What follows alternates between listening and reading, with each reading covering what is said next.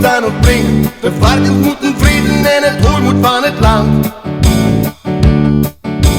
Gus, kom naar huis, want dat beuren rare dingen. Dit kan toch zo niet doorgaan, Gus, wat is er aan de hand? Gus Utenwaard is een week of wat geleden, toen ik terugkwam met de trekker naar het hooien van het land. Met een behoorlijk flinke vlaat tegen de koeienstal gereden. Zijn trekker toto los en zijn kop in het verband. Dat kan een boer niet zonder trekker, dus een nieuwe moest er komen. De schoenendoos werd omgekeerd, het kapitaal geteld. En op zaterdag het Guus de bus naar Rotterdam genomen. En in zijn binnenzak had Guus een flinke boerentiet met geld. Gus Utenwaard had zich nooit in een stad begeven. Hij kent alleen het dorp, het land, de oude boerderij. Zien uit het vroeger zit als waar de wilde wijven leven, die voor een stuiver niet naar boven gaan voor de vrijerij. Daar kreeg je grote poesten van, want al die wijven uit die steden leven daar in zonden en die gaan door naar de kerk. Alleen na grote feesten, orgies en excessen deden, ja de duivel in de steden het daar flink wat over werkt.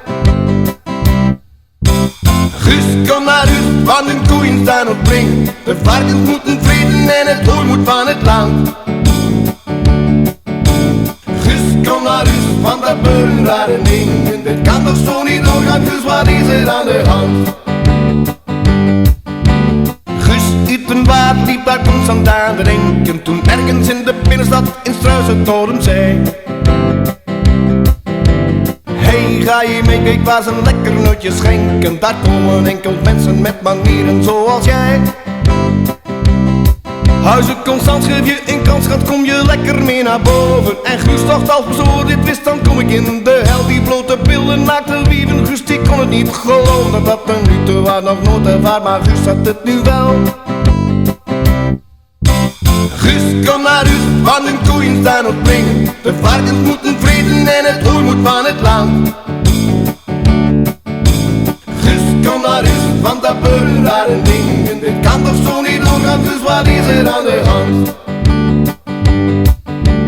Gus Utenwaard kreeg de smaak nu goed te bakken. Hij kocht geen grote trekker, maar een snel Amerikaan. Daar scheurt hij mee naar Rotterdam om flink daardoor te zakken. Met alleen de wilde wijven, maar zijn koeien liet hij staan. Het hele dorp werd schande over Utenwaard en zijn manieren. En persoon zegt nou die Utenwaard, die komt vast in de hel.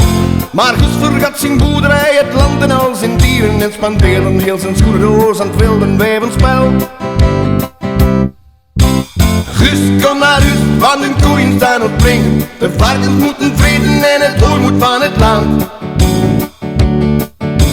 Gus, kom naar huis, want dat beuren rare dingen. Dit kan toch zo niet doorgaan, Gus, wat is er aan de hand? Gus, kom naar huis, want hun koeien staan op springen. De varkens moeten vreden en het hooi moet van het land.